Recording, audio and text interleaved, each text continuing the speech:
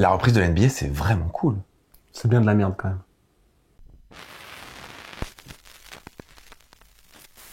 Bienvenue à tous dans ce nouveau numéro du Temps Mort. Aujourd'hui, on va se parler de reprise NBA. Mais avant cela, je vous présente Vincent.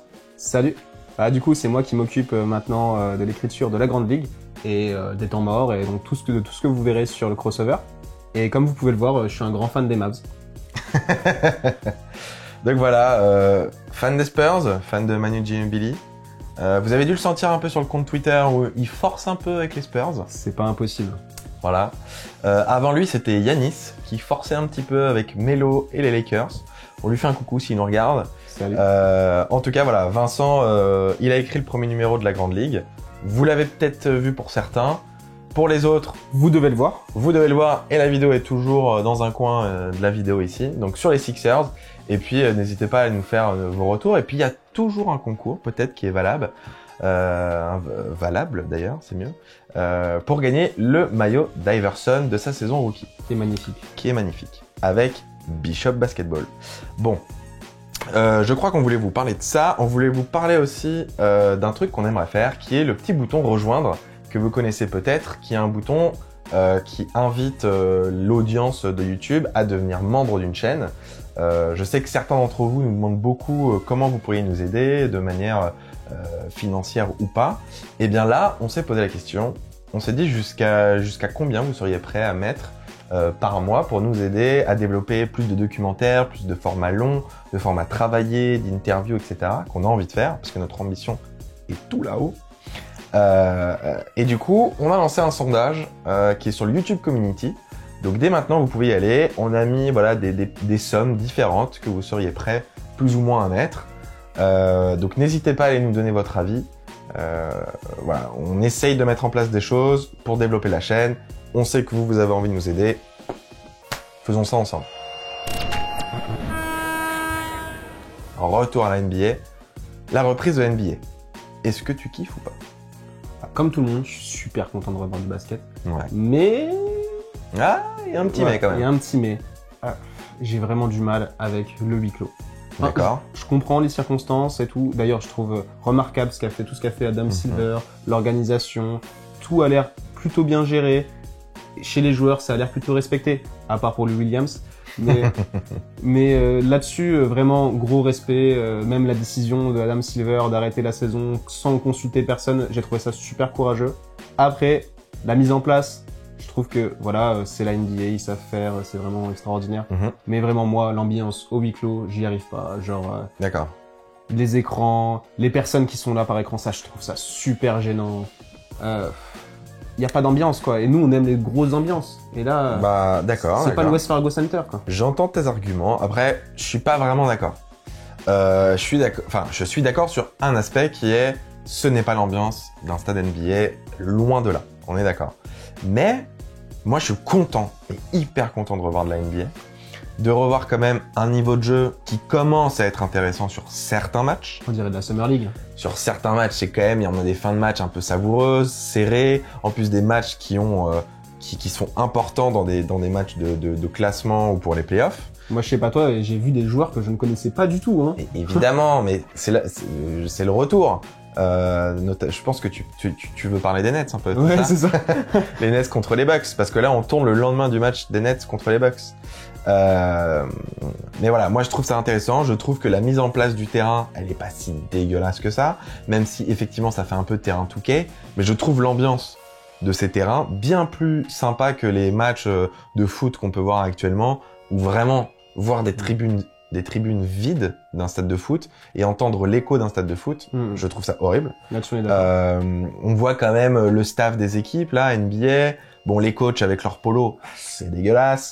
Mais bon, ça fait partie de l'ambiance Orlando Disney. Mais après, tu vois, par exemple, là, hier, quand Booker met son tir de la gagne contre les Clippers, bon, d'accord, t'as les joueurs qui arrivent sur lui et tout le monde célèbre, mais il n'y a pas d'ambiance. Enfin, je veux dire, alors que les Suns jouent quand même leur survie, quoi. Et bon, je sais pas d'ailleurs si vous avez vu le super tacle glissé, Thomas, si tu pourras le mettre au montage, le super tacle glissé que font les joueurs des Suns sur l'arbitre et qui se cassent la gueule. C'était magique.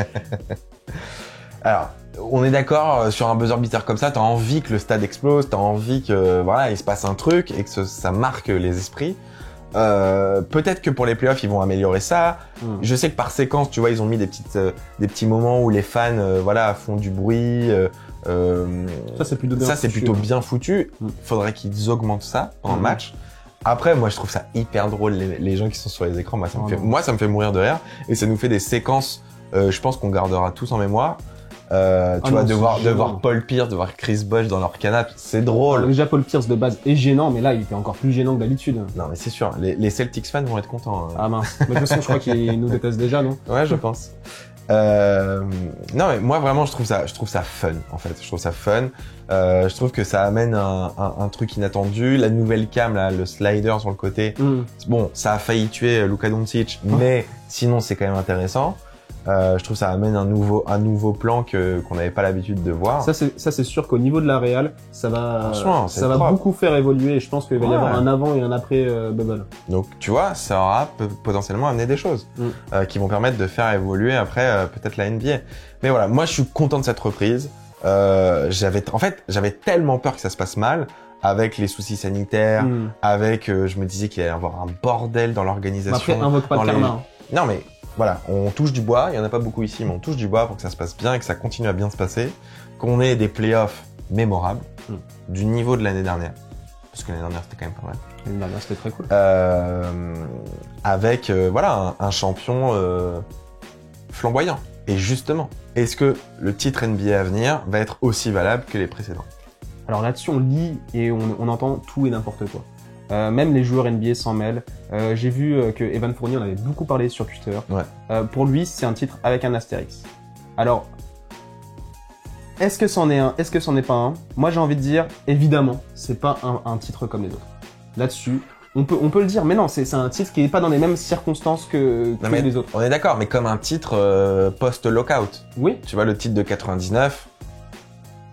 Il est valable, oui et non. Il est valable, bien sûr qu'il est valable. Oui. C'est le titre des tours jumelles, d'accord. Oui. D'accord, les Spurs jouent les Knicks sans Patrick Ewing. Bon, d'accord, mais très bien, mais je veux dire, c'est quand même un titre dont personne n'a été vraiment marqué, si ce n'est les Spurs fans. Hein.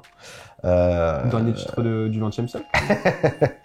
Ce que je veux dire, c'est que le titre de cette année, pour moi, vu les équipes qu'il y a, vu les superstars présentes, ce sera un titre tout aussi valable que les autres. Bien sûr. Malgré les conditions, malgré le fait qu'il va pas y avoir l'avantage du terrain, qu'on va pas être dans une ambiance NBA classique qu'on connaît, bah va falloir aller battre les équipes en fait présentes. Va falloir aller battre sur une série de matchs, potentiellement un match 7, se coltiner des Kawhi, des LeBron, des Giannis, des Embiid, etc. en playoff. Bah ils vont être présents en fait ces joueurs. Donc certes c'est pas les conditions qu'on connaît, mais je pense que ce titre sera tout aussi valable qu'un autre. Évidemment. Et je voulais pas dire qu'il était moins valable ou plus valable qu'un autre. Ce que je voulais dire, c'est qu'il était différent. De toute façon, ça c'est sûr. Il faut pas être un pro du basket ou quoi que ce soit pour comprendre que c'est différent. C'est des circonstances complètement inédites. Enfin, je veux dire, nous-mêmes, on a été impactés dans notre vie quotidienne, on s'y attendait pas. C'est c'est quelque chose de complètement inédit qu'on vit. On s'en souviendra, mais après, il faut pas mettre un astérix à ce titre, parce que toutes les équipes ont dû affronter ça. Bon, certaines, ça a coupé leur momentum, d'autres, ça leur a permis de se relancer. Certains joueurs ne reviendront pas. Donc, ça fausse un petit peu tout ça, mais d'un côté, il y a un côté équité, quoi. Parce que tout le monde est nu face à ça, quoi. Après, il y aura vraiment une condition pour qu'on mette un astérix en haut du titre, c'est si jamais c'est genre les Mavs ou les Pacers qui gagnent le titre, quoi. Ouais, non, mais là, si tu réfléchis... Une équipe où quasiment personne s'y attendait, même si les fans des Mavs vont nous dire que Luka Doncic est un génie, on est d'accord, et qu'il peut déjà, dès sa deuxième année, gagner le titre. On a écrit une vidéo là-dessus. Bon, voilà. Moi, je pense vraiment que si les Lakers, les Bucks ou les Clippers gagnent le titre, on sera là, bon, ok, c'était l'équipe la plus forte de l'année qui a gagné, bien joué, on passe à l'année suivante, et ce titre est totalement valable. Non mais Céline, dans ce cas, tu fais des playoffs avec les Rockets, les Clippers, les Lakers, les Bucks et Toronto, et puis les autres, tu les mets pas dedans. Non, mais on sait très bien qu'il y a des favoris, et on en parlera dans une prochaine vidéo avec nos prédictions, mais il y a des équipes toute l'année, on les a vues évoluer, on sait qui vont à peu près être les favoris. S'il y a vraiment une grosse surprise, il y aura grosse surprise parce que condition de cette bulle. Oui, mais dans ce cas... Il n'y aurait pas eu ça sinon... Enfin, j'imagine que non, avec des conditions normales. Dans ce cas, tu remets en cause le titre de Toronto de l'année dernière, quoi. Enfin, non. Parce que, enfin, il y a eu blessure, personne ne pouvait prévoir que KD et Clay allaient se blesser. Je pense que les fans des Warriors, peut-être qu'ils nous le diront en commentaire, je pense que si t'es fan des Warriors, c'est légitime potentiellement de dire, ouais, enfin bon, les Raptors ont gagné, mais on n'avait pas nos joueurs en fait. Ouais, dans ce cas, si Zizou met pas le coup de boule, on est champion 2006. Enfin... Non, mais ça fait partie de l'incertitude du sport. On est d'accord. Le titre des Raptors, pour les fans des Raptors, ça reste un titre fabuleux, incroyable. Et ils ont raison parce qu'ils ont eu un parcours de playoff où ils ont tapé les Bucks, où ils ont tapé les Sixers. Donc ils ont eu quand même un beau parcours. Donc titre totalement légitime. Je me dis juste, quand t'es fan des Warriors, comme en 2016 en fait. T'es fan des Warriors en 2016, il y a toujours, tu vois, un petit... Oui, mais si Draymond Green... et pas et sur le terrain pendant tous les matchs. Dans ce cas, si t'es fan des Cavs, oui, mais en 2015, si Kyrie est là, LeBron est tellement fort que... Non, mais du coup, je pense que si le titre est gagné par une des équipes favorites, il y aura peu de débat. Si c'est gagné par une équipe qu'on n'attendait pas, les gens vont commencer à dire oui, mais bulle NBA. Il y aura un oui, mais. Ouais. Et le 8 mai, à partir du moment où t'as une bague. On est d'accord, ça reste une bague. Très bien. Sauf pour T-Mac. Je crois qu'on avait un ultime sujet qu'on voulait voir après le titre. L'avantage du terrain. Donc l'avantage du terrain. Une fois qu'on s'est dit que ce titre, allait être légitime, mais l'avantage du terrain, lui, il n'existe plus. Je voudrais pas dire qu'il n'existe plus. Bon, d'accord, c'est complètement gadget ce qu'ils ont mis en place. Avoir un terrain à peu près de l'autre couleur avec les écrans et tout, les musiques que tu choisis. Bon. Ça fait le taf. Minimum. Ouais. Minimum syndical, quoi. C'est cheap. Mais c'est une manière de le dire. Ouais. Mais par contre, moi j'ai envie de dire, il y a à l'Est, ça compte. La 4e place compte vraiment. Parce que t'as pas envie de te coltiner ni les Bucks, ni Toronto, ni les Celtics. C'est vrai, mais à l'Ouest, la 6e place va être aussi importante pour aller se taper les Nuggets. Voilà. Tandis que la quatrième à l'Ouest, elle est sympa à prendre. Ouais. Mais je veux dire, no disrespect sur les Nuggets. Moi, je trouve que c'est une super équipe. Mais franchement, ils sont complètement diminués quand même. Carrément, c'est pour ça. Ils sont bons à prendre. Enfin. Je pense que si t'es 6e, type Rockets ou Rockets 4e actuellement. Ouais, mais peut-être que les Rockets, à un moment, vont se dire, attendez, viens, on recule un peu pour aller se taper les Nuggets au premier tour parce que ils sont totalement prenables. Et surtout quand t'as un backcourt de l'autre côté, Harden Westbrook, et qu'en face il y a Son Père, tu te dis ça va être les Champs-Élysées tous les soirs en fait. C'est clair, ouais. Ça va être du bonheur. Donc bon, il n'y a plus l'avantage du terrain, donc du coup ce qui va compter c'est vraiment les match-up. Tout à fait. Il y a des coachs, je pense, qui vont, bien sûr, je prends match après match, c'est important les 3 points. Mais non, mais la vérité c'est que c'est ça, les coachs ils vont calculer contre qui mon équipe fit le mieux. Bien sûr, bien sûr. Et c'est tout à fait logique. Et en vrai, là, les Mavs, s'ils étaient pas sur une trade un peu négative, ils essaieraient de monter. Ils essaieraient de monter pour éviter les Clippers. Évidemment. Parce que les 2 équipes à ne pas prendre à l'Ouest, c'est les Clippers et les Lakers. Exactement. Et le reste, c'est jouable. On est d'accord. Bon, pour tout ce qui est prédiction de nos équipes qui vont aller en playoff, etc., des trophées même de fin de saison, on fera ça dans une prochaine vidéo. Et là, je crois que qui va suivre. Et oui, je voulais terminer par les joueurs que tu n'attendais pas et dont tu es hyper surpris, et les joueurs à l'inverse que tu attendais un peu et qui t'ont déçu. On finit par le positif. On finit par le positif. Allez. Alors moi j'ai envie de parler de mon ex. J'ai envie de parler de Kawhi. Alors ouais, c'est un joueur que je déteste et que j'adore en même temps. Je suis un peu amoureux. D'accord. J'ai un peu ça avec KD. Ah, t'as un peu ça avec KD. Ouais, tu vois, je le déteste, mais il est fort quand même. Ouais, c'est clair. Trop fort. Exactement. Et donc non vraiment, j'attendais tellement plus de lui. Je me suis dit avec c'est tellement un cyborg, tu vois, qui va revenir et puis inébranlable quoi. Et puis non. Bah après on connaît il va activer le playoff mode et puis il va être injouable. Mais là à l'adresse c'est vraiment dégueu ce qu'il fait. Et puis je le sens pas si impliqué. Tu sens qu'il y a une vraie coupure quoi. Après moi j'oublie pas 2 choses avec Kawhi. C'est pas vraiment un joueur de saison régulière. Sauf en 2016. Sauf en 2016, mais tu te calmes parce que le titre de MVP est totalement valable pour Westbrook. que c'est un joueur un peu comme LeBron qui préchauffe là, qui reprend son rythme et qui n'attend qu'une chose, et c'est normal, les playoffs. Et on sait que tant LeBron et Kawhi, ce sont des vrais joueurs de playoffs et des vrais joueurs de grands moments. Après, donc je me fais aucun doute pour ces deux joueurs. Après, t'abuses un peu sur LeBron parce que c'est vrai qu'il joue en marchant, il est un peu nonchalant, mais il est quand même plus en forme que... Non, mais je suis d'accord. Mais c'est pas le LeBron flamboyant qu'on a vu pendant toute la saison et qui mérite le titre de MVP. Ça, on le verra après. Peut-être dans une prochaine vidéo. Mais après, tu vois, il y a un gars sur Twitter hier qui nous a dit ouais, est-ce que vous pensez que LeBron va faire du 30-10-10 en playoff?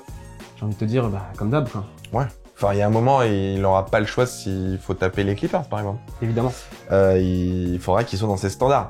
Mais sinon, autres joueurs qui t'ont déçu? Autres joueurs qui m'ont déçu... Peut-être que t'en as pas d'autres, hein, mais... Bof, pas tant que ça, mais comme toi, je suis globalement assez déçu de Philadelphie. Ah bah ouais. Mais ça, j'ai l'impression que depuis le début de l'année, je suis déçu de Philadelphie. Moi, là, je trouve que Ben Simmons, il est aux abonnés absents. Ouais. Est-ce que c'était une bonne idée de le remettre en 4 finalement? Je pense que ça le perturbe en fait dans ce système. Bon, ça fait émerger un peu Shake Milton, quoi. Ouais. Le grand copain de Joel Embiid. Ouais. Mais je sais pas, Ben Simmons, j'en attends beaucoup plus. Shake Milton. Il a encore quelques flamboyances, hein, on est d'accord, etc. Mais je trouve qu'il a plus l'impact qu'il devrait avoir. Et si les Sixers veulent aller loin en playoff, va falloir que le duo Embiid et Simmons soit présent tous les soirs. Et l'autre joueur qui me déçoit un peu, et ça peut aussi un peu expliquer les mauvais résultats de cette équipe, c'est un petit peu Porzingis. Ouais. Je trouve que Doncic, déjà, il est pas beaucoup aidé par les Mavs en ce moment. Mais alors, si en plus Porzingis se met à faire des matchs très moyens, voire parfois mauvais... Ouais, hier, il se fait sortir par faute, c'est ça? Ouais. Il se fait sortir mais bêtement en plus, avec une poussette hyper flagrante. Tant qu'on a parlé des Mavs, moi j'ai envie de te dire, Tim Hardaway Jr., c'est chaud, hein. Pourtant il fait une super saison. Enfin, on l'a dit dans. Mais est-ce qu'on attendait vraiment ce joueur? Bah non, mais moi j'avais envie qu'il continue sur sa belle saison en tant que trendy de luxe. Mais là, le mec, il a fait un concours de briques, quoi. Ouais. Moi, j'attends pas grand-chose de ce joueur, j'ai envie de te dire. Donc, c'est pas avec un... Pour moi, ça doit pas être une troisième option dans une équipe. Je le verrais bien, tu vois, en sixième homme, sortir du banc et amener les points comme il faut. Mais tu parles quand même de l'ancien franchise player des Knicks. Ouais, ça explique peut-être tous les problèmes qu'il y a chez les Knicks. Ça, ce sera dans une prochaine vidéo aussi. Mais voilà. Bon, en tout cas, je pense qu'on est assez d'accord sur les joueurs qui nous ont un petit peu déçus. Et maintenant, terminons sur le positif. Les joueurs qu'on a bien aimés et qui nous ont surpris. Bah, toi, je pense que tu vas avoir un ami de chez les Pacers, c'est ça? Ouais, un petit cousin de Kawhi niveau capillaire, non, c'est ça? Ouais, c'est ça. Un petit TJ Warren. Tu plais sans les yeux, comme ça. Ouais, TJ Warren. Joueur étonnant, qu'on n'attendait pas à ce niveau. Non, on savait que ça pouvait être un gros score. Non, bien sûr. Mais régulier, on se comprend, hein, ça reste une semaine, mais quand même. Qu'est-ce qui lui arrive? Étonnant. Après, je ne pense pas que ça va littéralement changer le destin des Pacers en playoff. Je pense que sur une série, ça risque d'être compliqué face aux Heat ou face aux Celtics. Non, au bout d'un moment, les défenses vont s'ajuster. Voilà. Mais ça fait plaisir. Et je pense que les fans des Pacers sont hyper contents. Là, franchement, ils sont hyper heureux. Enfin, en plus, les Pacers ils sont tellement maudits. Enfin, tous les ans, ils vont en playoff et puis sans leur meilleur joueur. Il leur manque des joueurs, bien sûr. C'est insupportable. Enfin, là, ils y sont sans Sabonis qui fait une saison. Il est All-Star. Bien sûr. Enfin, voilà. Enfin, trop content pour eux, quoi. Bon, je pense qu'on s'est tout dit. Ah non, moi j'ai une spéciale dédicace à un joueur. D'ailleurs, j'ai forcé hier avec ça, mais je suis vraiment trop content. Timothée Luwawu. Ah oui, bah oui, le petit Frenchie. Et là, je suis vraiment content parce que c'est un mec qui à chaque fois qu'on lui a donné sa chance, et on lui a pas tout le temps donné dans ses aventures NBA, il a su la saisir. Parce que le mec était starter avec les Sixers jusqu'à temps qu'ils prennent Bellinelli et que JJ Redick revienne de blessure. Et le mec, du coup, ils l'ont envoyé à OKC, c'est ça? OKC passe sa chance aux Bulls. Quand il rentrait, il prenait sa chance, mais je sais pas, ils l'ont pas laissé. C'est les Bulls, quoi. Voilà, c'est les Bulls, quoi. Et là, j'ai envie qu'ils marquent les esprits. J'ai envie que les Nets se disent, bah vas-y, on peut développer ce gars et pourquoi pas, je sais pas, en sixième homme ou même en starter, tu vois.